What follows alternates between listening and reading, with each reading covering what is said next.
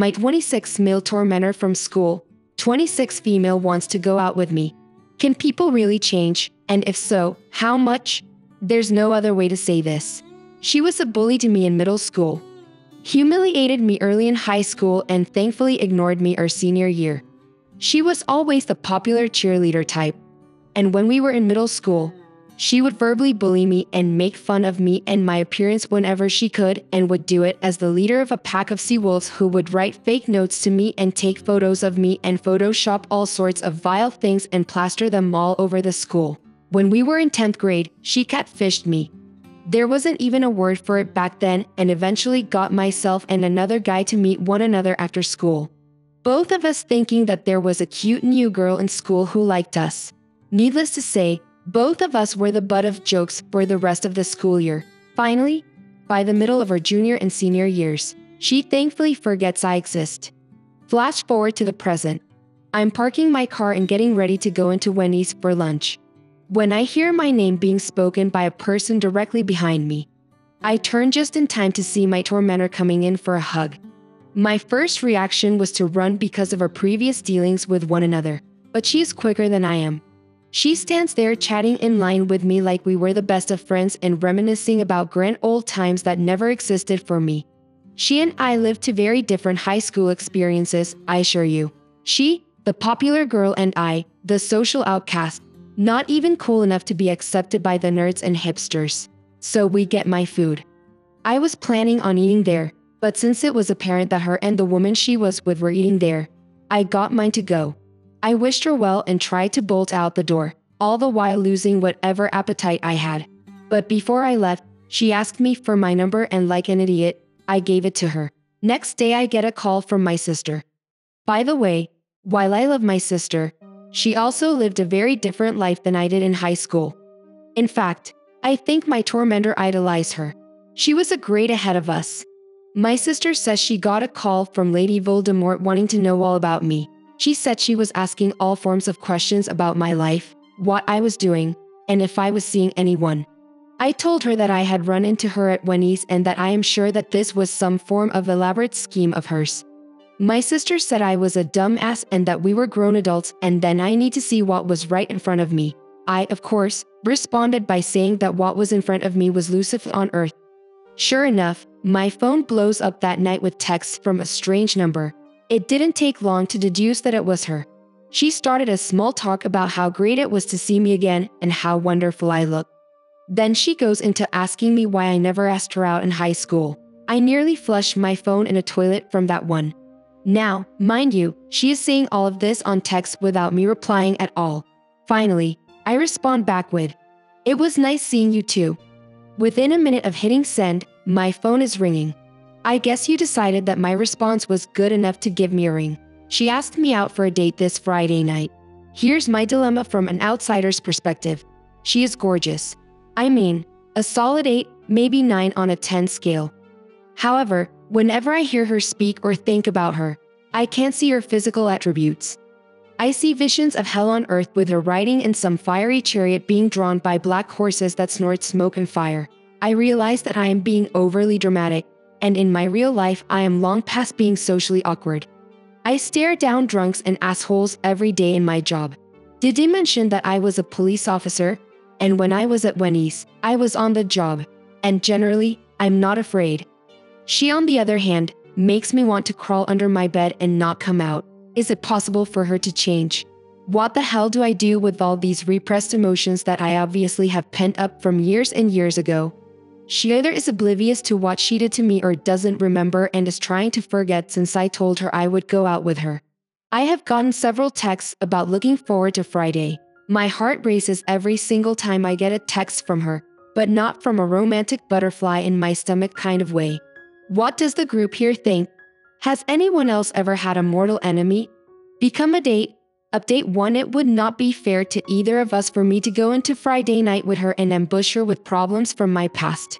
So I gave her a call this afternoon and invited her to a late lunch tomorrow when she gets off work, which she was thrilled to do. I plan on talking with her then about things, and we will see what happens from there about Friday night. I am either setting myself up to be the world's largest douchebag or I'm going to get burned again. Her acting all giddy every time I talk with her does make me feel like her for holding on to the past. I just plan on easing into the conversation. I'm going to be very specific about the catfishing thing. I know for a fact she was behind that one, and that is the one that hurt the worst. I'll let you guys know what she says. Update 2: I arrived early enough so that I made sure to be there before her so I could pick out a secluded spot so we could talk and not be interrupted. She got there about 15 minutes after I did. Right on time, by the way, and she spotted me and came over to sit. She was just beaming and had a huge smile on her face from the moment that she came in the door, and it honestly made me feel like a creep who was laying in wait to ambush her. But when she started to talk, her voice just sent cold chills down my spine because even though she was saying nice things, it was still that voice that I remembered from years ago. And that helped steel my resolve. She was saying how thrilled she was to meet with me today and then how much she was looking forward to Friday night. At this point, the waitress came to get her order. So that caused a natural pause. I decided to wait until the food came so that we would not have any further interruptions. So we just made small talk. Food comes and I take the shot. Simply put, I just asked her why she was now interested in me when all during her school years I was less than dog to her. Yes, I said dog because, well, just because she actually teared up a little.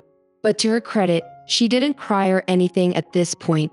She goes on to say that she knew when she did the catfishing thing that she had gone too far. She stated that she had no good reasons for doing anything other than she was very immature and very wrong. She then went on to tell me something I had no idea about. I guess the other guy who she tricked with the catfishing scheme did not take it as well as I did. She said about a month after she did that, he physically attacked her on the way to her mom's car. One day while she was leaving cheerleading practice, she had a fractured jaw, contused lungs, and 2 broken ribs. I knew she had missed in school, but at the time I had no idea why, nor did I care. She then said she never came to apologize to me for it, because after that she was afraid and did everything in her power to avoid me for the rest of her time in school. The other guy transferred out before that school year was up. She did make what I thought was a really heartfelt apology to me. I am usually a decent judge of character, and believe me, in my line of work, people lie to me all the time, to pick up on traits. And she either is one of the best liars I've ever come across or she was genuinely sorry for doing it. We then talked about middle school, and while she admitted some of the things that happened, she let me know that some of them were not her but girls who she was hanging out with at the time. Some it made sense. The other was really irrelevant anyway, because it was the catfishing thing that hurt the worst. She never tried to bolt out of the cafe, nor did she ever not look me in the eye.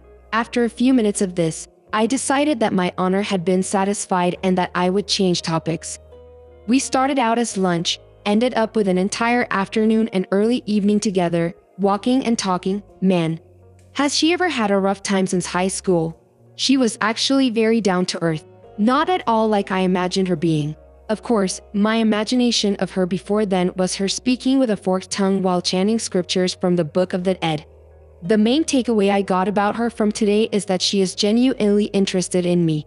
She admits that the uniform from the other day was a turn-on, but that she wants to get to know me for me, which sounds cheesy when I read it typed out here, but when she said it, I was kind of impressed. Honestly, this is a great day for me. I got closure. I got a heartfelt apology. And at the end of the day, once I got past thinking of her as the daughter of Satan, she was actually a decent person to talk to. And yes, I now see that she is wickedly hot. By the end of the evening, she was all smiles again and telling me how she hasn't felt this close to someone in a long time. She actually gave me a good night kiss. Anyway, Friday night is on for sure. Final update hanging. Thought I'd give you what should amount to being the final update on this. Went out with her last night and things could not have gone better. Honestly, I had fun with her. Not the way you were thinking, by the way. Sick bastards. And we stayed out way later than either of us planned. Thank God I didn't have to go to work today. This wasn't a normal date for me. Generally speaking, I tend to end up in bars and listening to crappy music all night for some woman who I really don't connect with in many ways. This was surreal because I was having the time of my life with a person who, up until 40 hours ago, I had spent well over a decade either dreading or fearing or hating, depending on the day of the week. We went bowling and it was her idea. I haven't been bowling since I was a teenager, and you could tell she laughed at me because of how bad I sucked. But all I could do was laugh with her because she wasn't making fun of me. She was having a great time. After that, we went and ate and she demanded to pay because she said she asked me out, which is the first time in my entire life a date has offered to pay for my meal. I was taken aback at first, but the more the night went on, the more I appreciated the effort she was putting into the night. The more we talked, the more we found that we had in common. I got the most passionate kiss I've ever received in my life. As we said, "Good night." I'll be damned if I didn't feel like I just lost my virginity again when she did that. I can't even explain it or how I felt. I've never been kissed like that. We're going out again tonight. My idea, by the way, at this point in time. I think I can close this out because I am positive with my own question now. I don't know if everybody can, but she certainly has changed and I'm looking forward to getting to know her more later. That I'm not going to make another post just to say this.